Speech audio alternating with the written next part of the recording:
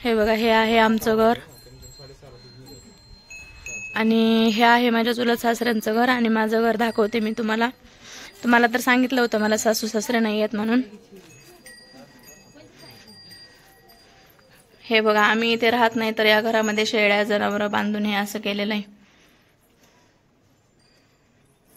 होतं ना, हे बघा असं आम्ही इथं राहत नाही म्हणून.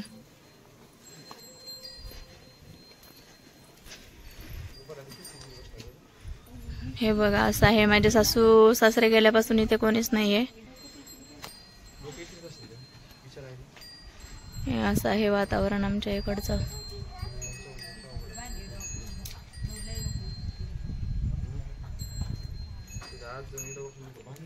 हे आहे आजी सासूचं घर, सगळ्यांनी मिळून बांधून दिलेलं. हे बघा, आंब्याचे याचे भरपूर सारे झाड आहेत.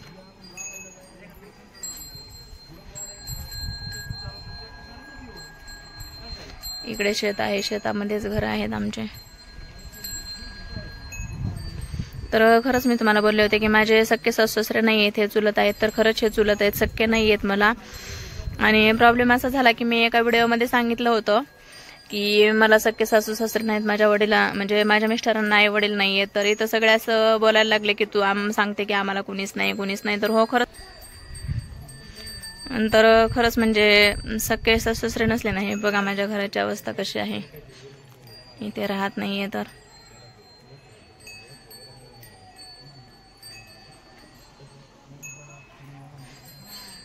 आणि त्याच्यामध्ये असं बोलले की तुला सख्खे सासू सासरे आहेत, म्हणजे तू का म्हणली की माझं तिथं कुणीच नाही, मला सासू सासरे नाहीयेत.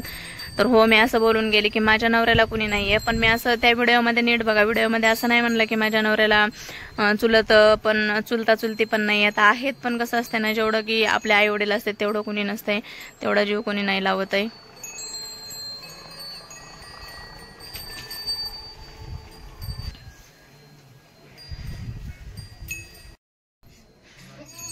तर हे बघा माझ्या घराची अवस्था. भरपूर असं लग्नातलं सामान होतं, कपाट होता मोठा आणि याच्यात शेळ्या बांधतात माझे सासरे, चुलत सासरे. तर खरंच आज पहिल्यांदा असं वाटतं की म्हणजे आपले सासू सासरे पाहिजे होते. आणि खूप आठवण येते मला त्यांची.